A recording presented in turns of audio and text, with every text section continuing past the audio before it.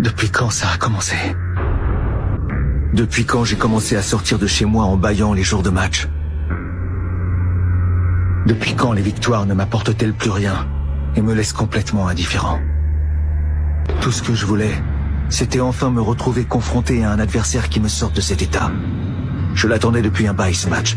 Un match qui nous tient en haleine et dont l'issue reste incertaine jusqu'au bout. Merci, c'est grâce à toi, Tetsu.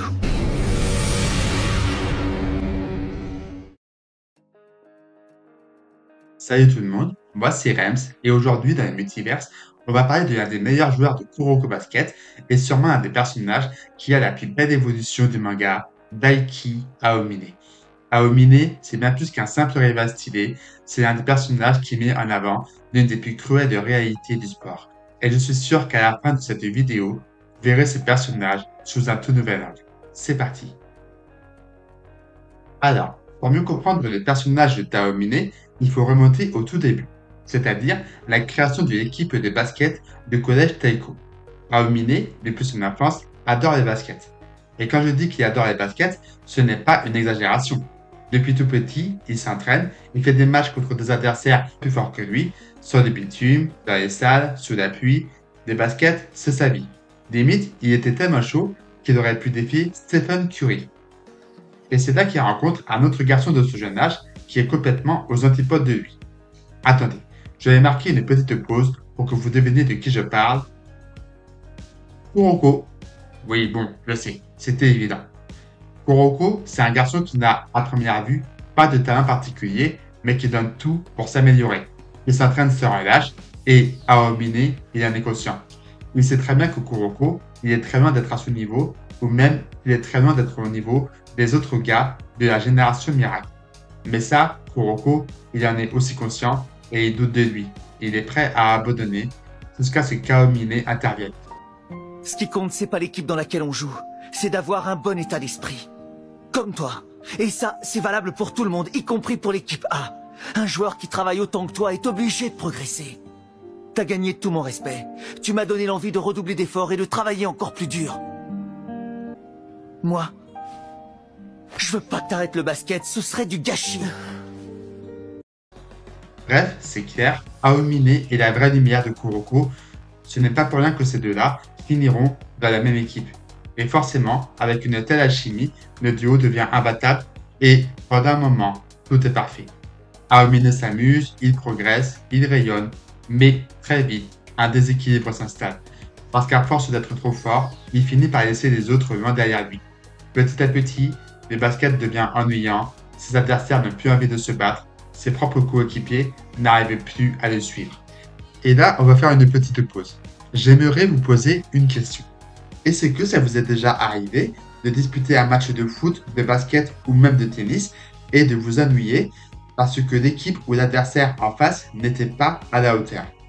Normalement, quand on pratique un sport, c'est parce qu'on aime. Mais si vous ne rencontriez aucun challenge, pas d'équipe en face qui se donne à 300%, vous finiriez par vous ennuyer, non? C'est exactement ce que vit Aomine. Il a atteint un niveau où tout le monde est derrière lui et au lieu de ressentir de la fierté, il ressent de l'ennui. Même ses victoires ne le font plus vibrer, même le plaisir de jouer disparaît. Comment continuer à prendre du plaisir si on est tellement fort que même nos adversaires n'opposent plus aucune résistance? Comment rester passionné si on ne rencontre plus aucun challenge? Et c'est alors qu'Aomine lâche une des répliques les plus marquantes de l'histoire. Le seul qui puisse me battre, c'est moi-même. Quand il arrive au lycée Toho, Aomine n'est plus le même. Fini le gamin souriant qui s'amusait sur le terrain. Désormais, il joue quand il veut, comme il veut. Il ne s'entraîne plus, il dort pendant les cours, il débarque au match en retard, les écouteurs dans les oreilles et le regard vide. Mais le pire, c'est qu'il a raison. Même sans s'entraîner, il reste imbattable. Ses dribbles sont toujours aussi fous, ses tirs toujours aussi impossibles. Il a atteint un niveau quasi inégalable. Sauf que, cette fois, il ne le fait plus par passion, mais par réflexe. Comme un artiste qui aurait perdu l'inspiration, mais qui continue à peindre parce qu'il ne sait rien faire d'autre. Et c'est ça toute la tragédie d'Aomine. Il est devenu victime de son propre génie. Autour de lui, tout le monde admire ou le craint, mais personne ne le comprend. Même Kuroko, son ancien ombre, ne peut plus le suivre. Et c'est ce qui rend leur futur affrontement aussi symbolique. Parce que quand Aomine revoit Kuroko, il ne revoit pas juste un ancien coéquipier, il revoit les derniers liens avec ce qu'il était avant. Aomine débarque en retard, comme d'habitude, la flemme dans le regard, les écouteurs dans les oreilles, et pourtant, dès qu'il met un pied sur le terrain, c'est fini. Aomine dribble, feinte, tire, sans forcer. Il ne joue pas pour gagner, il joue parce que c'est trop facile. Et le pire, c'est qu'en face, il y a Kuroko, son ancien pote, celui qui l'avait inspiré à ne jamais abandonner. Mais à ce moment-là, Aomine n'en a plus rien à faire. Il expose Seirin à lui tout seul. Ce match-là, c'est pas juste une victoire pour Toho, c'est la preuve que le vrai Aomine n'est plus là. Le gamin qui aimait jouer a disparu, remplacé par une machine à marquer, sans émotion, sans âme. Même la victoire n'a plus de goût pour lui. Et quand il quitte le terrain, c'est pas un champion qui s'en va, c'est juste un génie qui cherche encore une raison de jouer. Après ça, on arrive à la Winter Cup. Seirin a évolué, ils ont encaissé la défaite, digéré l'humiliation et ils sont revenus plus forts. Kagami a dépassé ses limites. Quant à Kuroko, il est là pour porter l'équipe comme à son habitude. Mais il a une raison supplémentaire de gagner. Il veut retrouver le vrai Aomine, celui qu'il a connu au collège et qui prenait plaisir à jouer au basket. Et pour ça, il va falloir le battre. Les matchs retour commencent et Aomine joue comme à son habitude. Relâché, moqueur, arrogant. Mais très vite, quelque chose change. Kagami commence à répondre coup pour coup. Il saute plus haut, il court plus vite et surtout, il n'abandonne pas. Pour la première fois depuis longtemps, Aomine doit se battre sérieusement parce qu'il a enfin trouvé un adversaire contre qui il peut se donner à fond. Et soudain, il entre dans la zone. Et je ne sais pas si vous l'avez compris, mais c'est très révélateur. La zone, c'est un état de flow dans lequel entre un joueur et où chaque action devient presque trop facile. Mais au-delà de ça, le fait que Kaomine entre dans la zone, ça montre bien qu'il aime toujours le basket. Il aime toujours ce sport et veut juste trouver un adversaire qui lui fera revivre la passion qu'il avait autrefois. Et dans cette histoire, cet adversaire, c'est Kagami. C'est lui le gars qui va lui faire ressentir à nouveau cette adrénaline, ce frisson du match où chaque action compte, où chaque dribble est une bataille. C'est grâce à lui qu'Aomine va se reconnecter avec le plaisir de jouer, celui qui l'a fait tomber amoureux du basket quand il était enfant. Et à la fin, il finit par perdre. Une défaite lourde de sens qui va réveiller quelque chose en lui, la passion du basket, et il redevient un joueur, un passionné. Et cette défaite, c'est pas la fin de son histoire, c'est sa renaissance. Pour Aomine, cette défaite fait mal. Il revoit tout ce qu'il avait oublié, il se souvient de ce que ça fait de vivre des défaites, mais il retrouve également cette passion qu'il avait perdue. C'était des sensations que j'avais oubliées. La poitrine qui se serre, des hauts le cœur à te faire vomir, la tête que tu sens prête à exploser.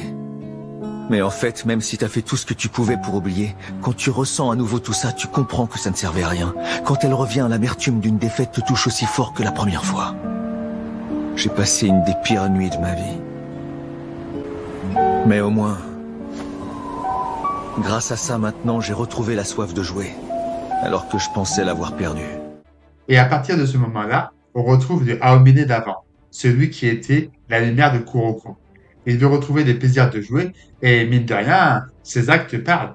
Il aide Kuroko à progresser dans son jeu et il donne aussi des conseils à Kagami. Il est sans arrêt au premier âge pour encourager Seirin et même ses anciens coéquipiers. Et là, on va parler d'un des meilleurs moments d'Aomine dans les mangas.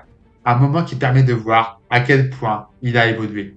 Pendant les quarts de finale entre Kajo et Fukuda Sogo, Aomine est là, posé dans les gradins, pour encourager Kisei.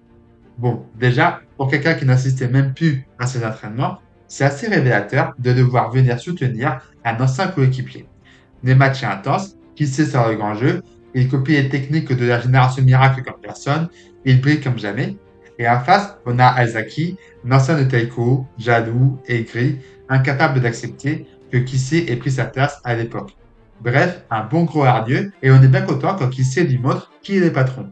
Résultat, il pète un câble, il refuse d'accepter une nouvelle défaite et décide d'aller raguer ça dehors à l'ancienne avec les points. Mais ce qu'il ne sait pas, c'est qu'Aomine l'attend déjà. Aomine, il sait ce que c'est de brûler pour un rêve, il sait que Kisei tout comme Kuroko s'est entraîné jusqu'à s'en épuiser et il refuse de délaisser un type comme Azaki salir ce basket qu'il est.